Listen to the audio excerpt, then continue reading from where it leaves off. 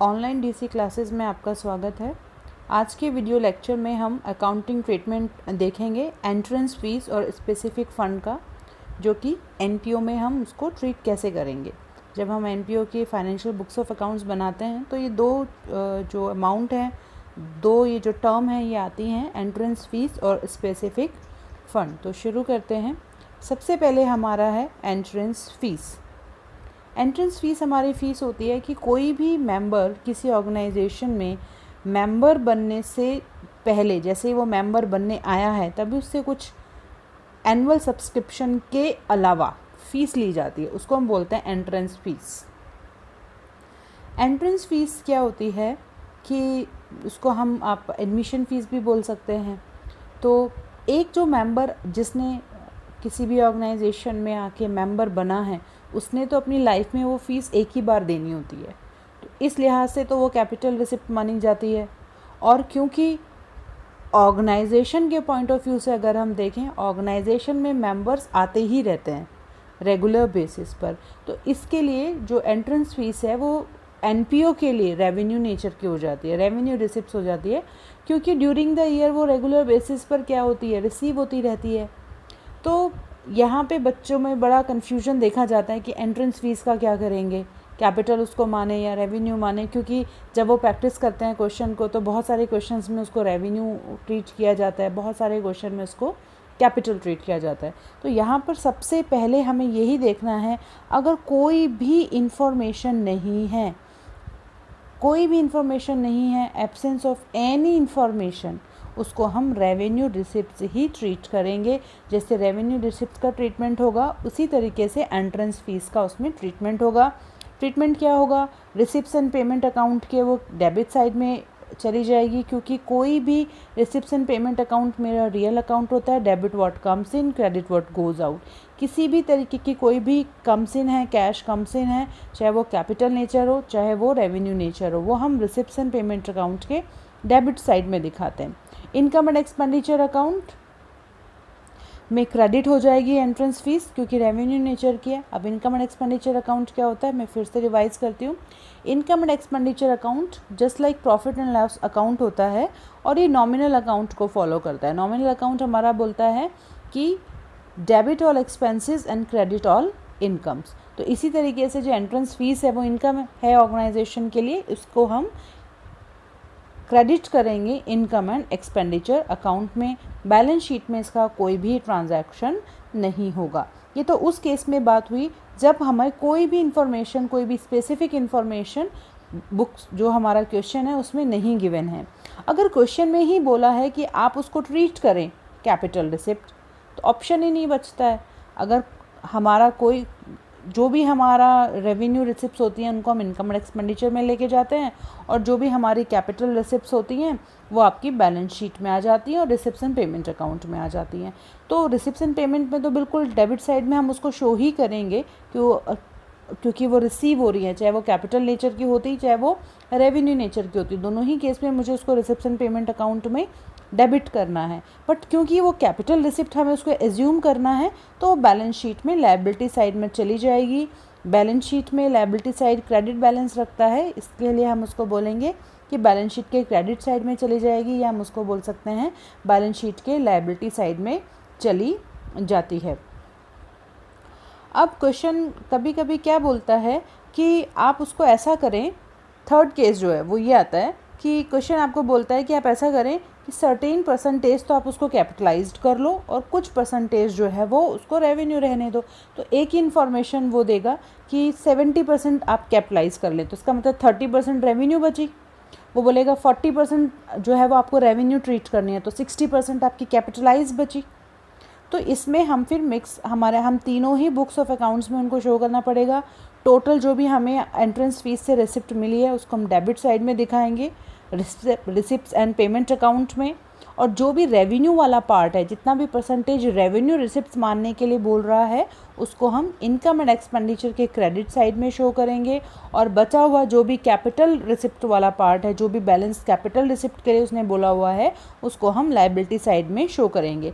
यहाँ पर मैंने एक छोटा सा एग्जाम्पल लिया है कि क्वेश्चन में अगर हमें बोला जाए कि आप पार्शली करें 40% तो रेवेन्यू रिसिप्ट्स माने और 60% आप कैपिटल रिसिप्ट माने। तो उस केस में 100% जो है वो तो रिसिप्ट्स एंड पेमेंट अकाउंट के डेबिट साइड में आ ही जाएगा, क्योंकि आपको रिसिप्ट हुई है, एंट्रेंस फीस रिसीव हुई है ऑर्गेनाइजेशन को, तो रिसिप्ट्स एंड पेमेंट अकाउंट के डेबिट साइड में आ ही जाएगा। बाकी जो 40% है उसको हम क्रेडिट साइड में शो करेंगे इनकम एंड एक्सपेंडिचर अकाउंट के, और जो 60% है उसको हम दिखाएंगे बैलेंस शीट में लायबिलिटी साइड में। अब आप देखें डेबिट और क्रेडिट इक्वल हो गए हैं, 100% यहाँ पे डेबिट हुआ था, 40% क्रेडिट एंड 60% क्रेडिट, तो debit is equals to credit. कोई भी आप बिल्कुल अकाउंट्स के स्टूडेंट हैं, बिल्कुल जानते हैं कोई भी जो भी ट्रांजैक्शन होता है वो ड्यूअल एस्पेक्ट को फॉलो करता है, debit is always is equals to credit. कुछ बच्चे इसको मैचिंग प्रिंसिपल बोलते हैं कि debit is equals to credit, जबकि मैचिंग प्रिंसिपल होता है कि the same year revenue should be charged from same year expenses should be charged from same year revenue। ये आपका मैचिंग कॉन्सेप्ट। ड्यूअल एस्पेक्ट बोलता है your debit side is always is equals to credit side, जिसके ऊपर आप accounting equation के question solve करते हैं। Assets is equals to capital plus liability, ये है आपका ड्यूअल एस्पेक्ट। तो आप देखिए आपका ड्यूअल एस्पेक्ट बिल्कुल पूरा हो रहा है। डेबिट 100% है, यहाँ पे क्रेडिट 40% हुआ, और यहाँ पे लाइबिलिटी साइड हमारी क्रेडिट साइड होती है, तो ये क्रेडिट 60% हुआ, तो debit is equals to credit. अब हम इसी को एक क्वेश्चन के थ्रू समझने की कोशिश करते हैं। ये आपकी स्क्रीन पे क्वेश्चन है कि एंट्रेंस फीस जो है वो 5 लाख रुपीज़ है, यानी कि रिसिप्ट्स एंड पेमेंट अकाउंट में 5 लाख रुपीज़ जो है आपका एंट्रेंस फीस शो हो रही है। फर्स्ट है आपके पास केस, आप माने nothing given in the question, आपके पास कोई स्पेसिफिक इंफॉर्मेशन नहीं है related with the entrance fees, तो आप क्या करेंगे, उसको रेवेन्यू ट्रीट करेंगे। सेकंड है आपके पास case, if the policy of the organisation treat as revenue receipts, organisation की पॉलिसी है कि उसको रेवेन्यू रिसिप्ट ट्रीट करना है, कोई नहीं, सेम होगा, एब्सेंस में भी रेवेन्यू मान के उसको ट्रीट करना है, यानी कि इनकम एंड एक्सपेंडिचर में उसको हम इनकम साइड में शो करेंगे, और अगर उसने स्पेसिफिकली बोल ही दिया है कि आप उसको रेवेन्यू ट्रीट करें तो भी वो इनकम एंड एक्सपेंडिचर अकाउंट की इनकम साइड में चला जाएगा। सी आपके पास केस है कि जो पॉलिसी है ऑर्गेनाइजेशन की वो बोलती है कि इसको आप कैपिटल ट्रीट करें, तो कैपिटल ट्रीट करेंगे तो रेवेन्यू रिसिप्ट्स एंड पेमेंट के डेबिट साइड में तो बिल्कुल आएगा ही आएगा, बट उस केस में वो इनकम एंड एक्सपेंडिचर में ट्रांसफ़र ना होके उसको हम बैलेंस शीट के डेबिट साइड में शो करेंगे। और डी है आपके पास case, if it is policy of organisation 40% of the entrance fees to be capitalise, इसका मतलब कि जो भी हमारे एंट्रेंस फीस है उसमें से जो 40% है उसको तो आप कैपिटल रिसिप्ट ट्रीट करें, और जो बचा हुआ 60% है उसको आप रेवेन्यू ट्रीट करें। तो इस केस में जो 40% है वो बैलेंस शीट की लायबिलिटी साइड में चला जाएगा, और जो 60% है वो इनकम एंड एक्सपेंडिचर अकाउंट के क्रेडिट साइड में चला जाएगा। अब हम क्वेश्चन को देखते हैं। यहाँ पे आपके पास ये क्वेश्चन है, रिसिप्ट्स एंड पेमेंट अकाउंट में कितना शो किया हुआ है, 5 lakh, as you can see here, क्योंकि रिसिप्ट है, चाहे वो कैपिटल रिसिप्ट हो चाहे वो रेवेन्यू रिसिप्ट हो, रिसिप्ट एंड पेमेंट अकाउंट के रिसिप्ट साइड में हम उसको शो कर देते हैं। उसका कोई रेलिवेंसी नहीं होता कि कैपिटल नेचर की है या रेवेन्यू नेचर की है, या करंट ईयर से बिलोंग करती है, नेक्स्ट ईयर से बिलोंग करती है, या प्रीवियस ईयर से बिलोंग करती है। कोई भी रिसिप्ट मिली है, पिछले साल का कोई आउटस्टैंडिंग था, बकाया था, वो मिल गया, आप रिसिप्ट साइड में दिखा दीजिए। नेक्स्ट ईयर के लिए हमने कोई पे किया है, कोई एडवांस पेमेंट हुआ है, तो भी वो रिसिप्ट साइड में आपको मिल जाएगा।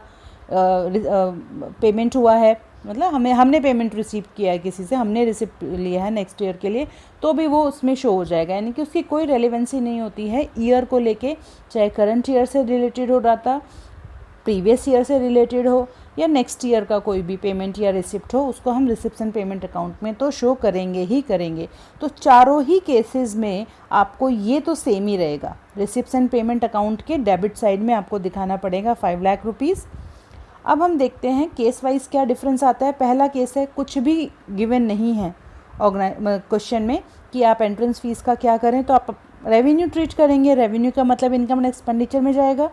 और सेकंड में भी यही है, दोनों ही केस ए और बी सेम है, एक में कुछ नहीं बोला है तो रेवेन्यू ट्रीट करना है, और दूसरे में स्पेसिफिकली बोल ही दिया है कि रेवेन्यू ट्रीट करना है, तो ठीक है रेवेन्यू ट्रीट करते हैं। तो इनकम एंड एक्सपेंडिचर अकाउंट आपका प्रॉफिट एंड लॉस अकाउंट के जैसा होता है, नॉमिनल अकाउंट को फॉलो करता है, debit all expenses, credit all incomes. तो रेवेन्यू रिसिप्ट आपकी इनकम है तो क्रेडिट साइड में हम उसको शो करेंगे। देखो debit is equals to credit हो गया, 5 लाख डेबिट 5 लाख क्रेडिट। तो बैलेंस शीट में हम कुछ भी ट्रांसफ़र नहीं करेंगे। अब केस है आपके पास C, if it is the policy to be treat as capital receipt. तो सी में रिसिप्शन पेमेंट तो आपका सेम ही रहेगा, रिसिप्शन पेमेंट में तो कोई भी चेंजेस नहीं होंगे, बट आपका जो इनकम एंड एक्सपेंडिचर है उसमें कुछ भी ट्रांसफ़र नहीं होगा। सारा का सारा अमाउंट 5 लाख रुपीज़ कहाँ हम शिफ्ट करेंगे, बैलेंस शीट के लायबिलिटी साइड में। और लायबिलिटी साइड कौन सी साइड होती है आपकी, क्रेडिट साइड। तो आप उसमें क्या करेंगे, कैपिटल जो भी फंड है उसमें आप ऐड करके दिखा देंगे आपकी एंट्रेंस फीस, या सेपरेटली भी शो कर सकते हैं। इसका कोई इतना इंपॉर्टेंस नहीं है कि आप उसको कैपिटल फंड में ही ऐड करके दिखाएंगे या अलग से आप उसको शो करके दिखाएंगे। आपके पास फंड है, आपके पास सेपरेट फीस है जो कि कैपिटलाइज्ड है, जो कि सीधे बैलेंस शीट में जाएगी, लॉन्ग टर्म के लिए यूज़ होगी। तो उसको आप बैलेंस शीट के क्रेडिट साइड में यानी कि लायबिलिटी साइड में शो करेंगे। तो यहाँ क्वेश्चन क्या था कि पूरी ये ऑर्गेनाइजेशन की पॉलिसी है कि जो भी एंट्रेंस फीस है उसको आप क्या मानेंगे, कैपिटल रिसिप्ट मानेंगे। सी है आपके पास लास्ट कि वो बोल रहा है कि ऑर्गेनाइजेशन की पॉलिसी है कि 40% off entrance fees to be capitalised, यानी कि 40% जो भी एंट्रेंस फीस है उसको आप कैपिटल माने। तो 60% को क्या मानना पड़ेगा, रेवेन्यू। रेवेन्यू हो तो कहाँ जाएगा, इनकम एंड एक्सपेंडिचर में, और कैपिटल है तो कहाँ पर आएगा, बैलेंस शीट में। आप यहाँ देखें 5 लाख का 40% हमने निकाला है, ये गया है आपका बैलेंस शीट में, कैपिटलाइज्ड हो गया है। और 5% का 60% 3 लाख रुपीज़ ये आपका गया है इनकम एंड एक्सपेंडिचर अकाउंट के क्रेडिट साइड में यानी कि इनकम साइड में। अब देखिए ये क्रेडिट हुआ है 3 लाख रुपीज़ से और ये भी क्रेडिट हुआ है 2 लाख रुपीज़ से। तो टोटल कितना क्रेडिट हो गया है आपका, 5 लाख रुपीज़ आपका क्रेडिट हो गया है, यानी कि debit is equals to credit, दोनों तरफ ये इसका इफेक्ट आपका आ गया है। तो लास्ट केस में उसने उसको क्या किया है, पार्शली कर लिया है। वो बोल रहा है कि 40% आप कैपिटलाइज करें। देखिए 40% 2 लाख रुपीज़ और आपका 60% रेवेन्यू है 3 लाख रुपीज़। 3 लाख रुपीज़ कहाँ ट्रांसफ़र हुआ है, इनकम एंड एक्सपेंडिचर अकाउंट में, क्योंकि ये रेवेन्यू नेचर का है, और बैलेंस शीट में गया है क्योंकि यहाँ पे कैपिटल रिसिप्ट्स को हम शो करते हैं। ये हुआ है एंट्रेंस फीस। इसके बाद हमारा जो दूसरा टॉपिक है वो है accounting treatment of specific fund. ये भी बड़ा इंटरेस्टिंग है और इसमें थोड़ा सा कन्फ्यूजन भी होता है, क्योंकि कभी कभी हमारा नेगेटिव बैलेंस आ जाता है और वहाँ पे हम हमेशा ये पढ़ते रहते हैं स्पेसिफिक फ़ंड है तो बैलेंस शीट में जाएगा, स्पेसिफिक फ़ंड है बैलेंस शीट में जाएगा।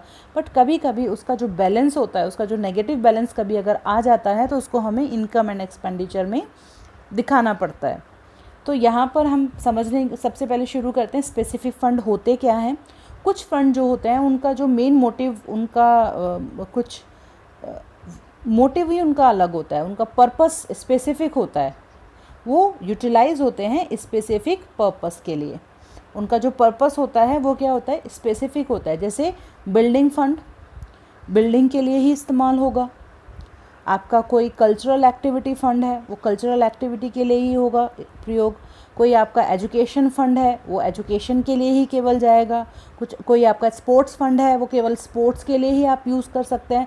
मतलब जैसे स्पोर्ट्स फ़ंड का हम एग्जाम्पल लेते हैं, मेरे पास एक स्पोर्ट्स फ़ंड के नाम से कुछ रिसिप्ट्स हैं जो केवल स्पोर्ट्स फंड, मतलब मुझे स्पोर्ट्स फ़ंड रिसीव हुआ, तो स्पोर्ट्स से रिलेटेड कोई भी इनकम है या उससे रिलेटेड कोई भी एक्सपेंसेस है, चाहे वो ड्यूरिंग द ईयर ही क्यों ना हुआ हो, उसको हम ऐड करेंगे स्पेसिफिक फ़ंड में या लेस करेंगे स्पेसिफिक फ़ंड से।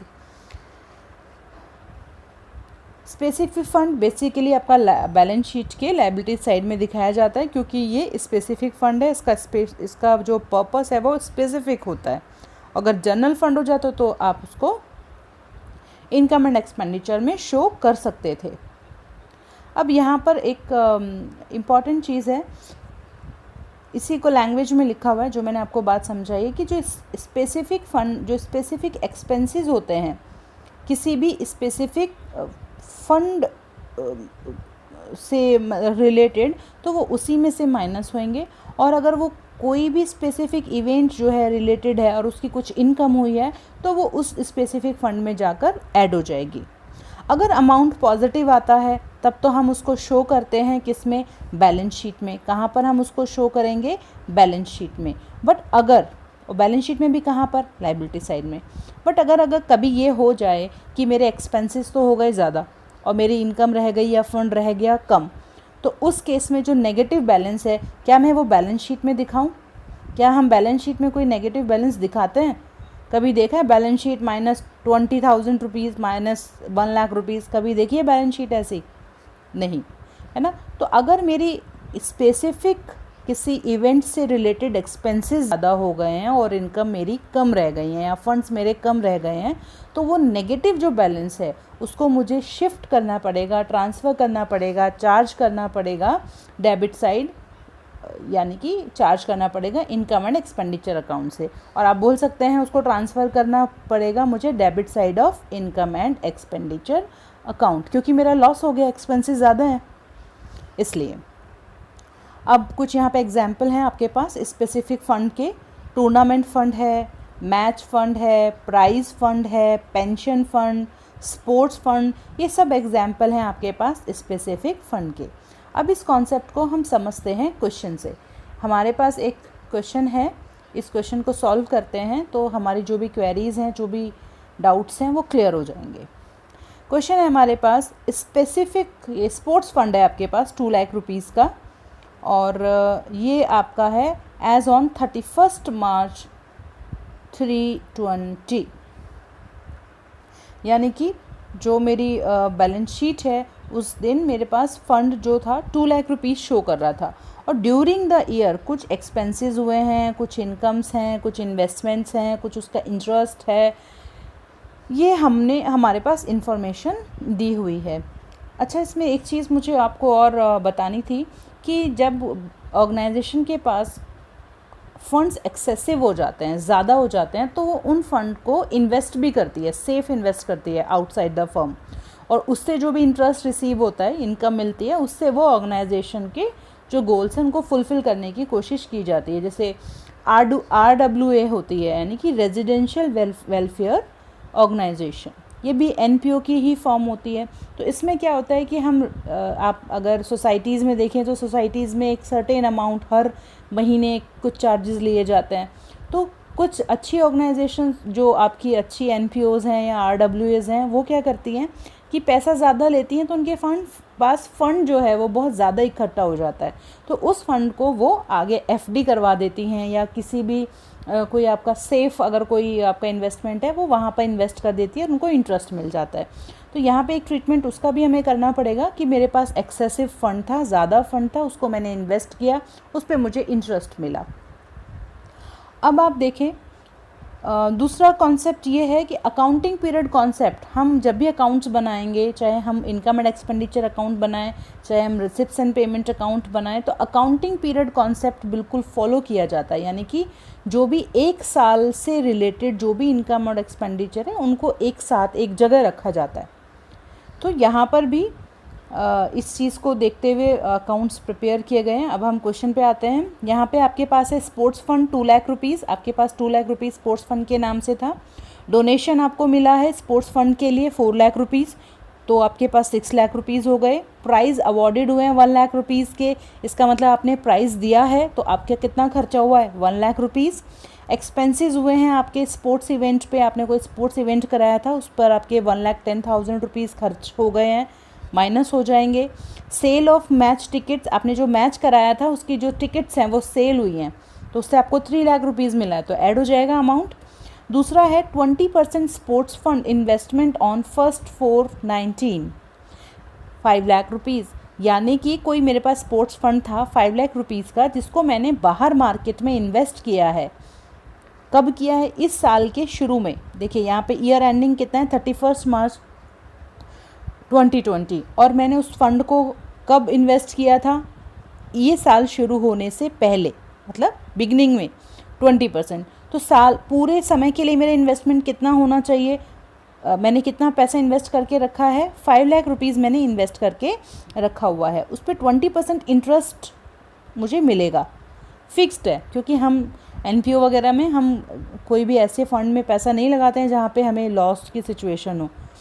हमें कितना मिलेगा इंटरेस्ट उस पर 20%, तो इसका 20% कितना होता है 5 इंटू 20%, 5 लाख का 20% निकालेंगे, अमाउंट आएगा हमारे पास 1 लाख रुपीज़। ठीक है, अब यहाँ पे तो मुझे ड्यूरिंग द ईयर कितनी इनकम हुई है इस इन्वेस्टमेंट से, 1 लाख रुपीज़ की इंटरेस्ट मिलेगा ही मिलेगा। तो लास्ट में मेरा जो इन्वेस्टमेंट है वो कितने रुपीज़ का हो गया, 5 लाख रुपीज़ लगाए, 1 लाख का इंटरेस्ट मिल गया, कितना हो गया 6 लाख रुपीज़। अब हमारे पास 7th पॉइंट क्या है, इंटरेस्ट रिसीव्ड 60,000, कि जो मुझे इंटरेस्ट मिला है इन्वेस्टमेंट के ऊपर वो कितना मिला है 60,000, जबकि पूरे साल का कितना बनता था 1 लाख रुपीज़, यानी कि 40,000 रुपीज़ मुझे नहीं मिले, फ्यूचर में मिलेंगे, यानी कि वो क्या हो गई है मेरी एक्रूड इनकम। और कोई भी इन्वेस्टमेंट, कोई भी अगर हमें इंटरेस्ट निकालना होता है इन्वेस्टमेंट के ऊपर तो हम वो कब कैलकुलेट करते हैं, at the end of year. तो यहाँ पे इन्फॉर्मेशन है, इस चीज़ को हमने समझ लिया कि इन्वेस्टमेंट्स थे हमारे पास 5 लाख रुपीज़ के 20% और इंटरेस्ट केवल रिसीव हुआ है मुझे 60,000 रुपीज़ का। अब यहाँ पे 2 क्वेश्चंस पूछे गए हैं, how will you treat about, ये जो ऊपर आपको इन्फॉर्मेशन दी गई है आप उसको एनपीओ में कैसे ट्रीट करेंगे, कहाँ किस किस को शो करेंगे। और सेकेंड आपके पास क्वेश्चन है, व्हाट इफ़, अगर मतलब क्या हो अगर the match expenses increase to 10,80,000, जो भी आपके मैच एक्सपेंसेस हैं वो कितने हो जाएं 10,80,000। तो क्वेश्चन को सॉल्व करते हैं। यहाँ पे सबसे पहले ये हमारे पास है बैलेंस शीट, इन्वेस्टमेंट है हमारा, असेट साइड में हम उसको शो करेंगे 5 लाख रुपीज़ का।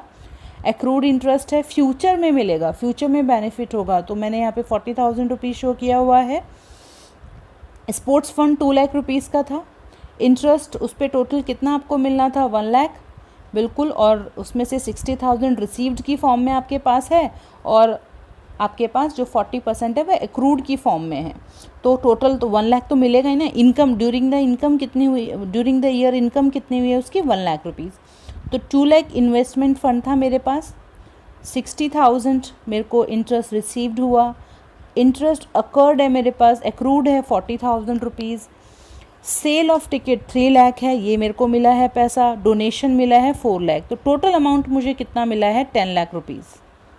और मेरा खर्चा क्या हुआ, एक तो प्राइज़ फंड में मेरा खर्चा हुआ है 1 लाख रुपीज़ और मेरे मैच एक्सपेंसेस में हुआ है 1,10,000 रुपीज़। इसका मतलब टोटल मेरे को कितना एक्सपेंसेस हुए हैं 2,10,000 रुपीज़। माइनस करेंगे तो मेरे पास अभी स्पोर्ट्स फंड कितना बचा हुआ है 7,90,000 रुपीज़, जो मैं फ्यूचर में इसको कभी भी इस्तेमाल कर सकती हूँ, मेरा फंड है। इधर हम असेट्स में देखते हैं, असेट्स में क्या है हमारे पास, असेट्स में स्पोर्ट्स फंड इन्वेस्टमेंट है आपके पास 20% के 5 लाख रुपीज़ और यहाँ पे एक्रूड इंटरेस्ट है 40,000 रुपीज़। ये तो केस हुआ है आपका फर्स्ट। सेकेंड केस में हमें क्या करना पड़ेगा, अगेन क्योंकि स्पेसिफिक फ़ंड है तो मुझे बैलेंस शीट में इसको ट्रीट करना है, इनकम एंड एक्सपेंडिचर में इसको लेकर नहीं जाते, इसलिए यहाँ पर बैलेंस शीट आपकी बनी हुई है। सेकेंड केस है, अगर मैच एक्सपेंसेस इंक्रीज़ हो जाएं 2,80,000 तब क्या होगा, मैच एक्सपेंसेस जो हैं वो मेरे इंक्रीज़ हो जाएंगे कितने 10,80,000। तो यहाँ पर हमारा पूरा जो हमें जो रिसीव हुआ है वो तो टोटल 10 लाख रुपीज़ ही हुआ है, बट उसमें से हम एक्सपेंसेस प्राइस फंड हम माइनस करेंगे 1 लाख रुपीज़ का और जो एक्सपेंसेस हैं वो कितने माइनस हो जाएंगे 10,80,000 रुपीज़। तो देखिए मेरे एक्सपेंसेस क्या हो गए हैं, ज़्यादा हो गए हैं, एक्सपेंसेस कितने के हो गए हैं 11,80,000 रुपीज़ के मेरे एक्सपेंसेस हैं। मेरी इनकम कितनी है केवल 10 लाख रुपीज़, तो एक्सपेंसेस ज़्यादा हो गए, नेगेटिव बैलेंस आ रहा है, तो नेगेटिव बैलेंस में बैलेंस शीट में तो नहीं दिखा सकती हूँ, तो मुझे 1,80,000 जो मेरा एक्स्ट्रा अमाउंट है उसको मुझे किस में से चार्ज करना पड़ेगा, इनकम एंड एक्सपेंडिचर अकाउंट से। और देखिए यहाँ पे स्पोर्ट्स फंड के नाम से मैंने दिखाया है 1,80,000 रुपीज़, ये मेरे एक्सपेंसेस थे जिनको मुझे शो करना पड़ा है क्योंकि ये नेगेटिव हो गए थे, मेरे एक्सपेंसेस जो हैं वो स्पेसिफिक फ़ंड के यानी कि स्पोर्ट्स फंड के ज़्यादा हो गए थे उसकी रिलेटेड इनकम से। तो यहाँ पर हमने समझा income and entrance fees and sports fund, specific fund को हम कैसे ट्रीट करते हैं। क्वेश्चन में इससे ज़्यादा कुछ और घुमा फिरा के क्वेश्चन नहीं पूछा जाएगा। इसमें सारे के सारे ट्रांजैक्शंस को मैंने मर्ज करने की कोशिश की है। I hope you will like it. और जनरल फंड है यहाँ पर एक छोटा सा, general fund utilise for the general purpose, और फंड मिलेगा तो मुझे उसको शो करना पड़ेगा डेबिट साइड में रिसिप्ट्स एंड पेमेंट अकाउंट के, और इसको हम रेवेन्यू रिसिप्ट्स की तरह ट्रीट करते हैं, तो ये इनकम एंड एक्सपेंडिचर के क्रेडिट साइड में चला जाएगा। बैलेंस शीट में इसका कोई भी लेना देना नहीं है, वहाँ पे बिल्कुल भी ट्रांसफ़र नहीं होगा। तो आपकी कोई भी क्वेरी है वो तो मुझे प्लीज़ कमेंट बॉक्स में लिखें।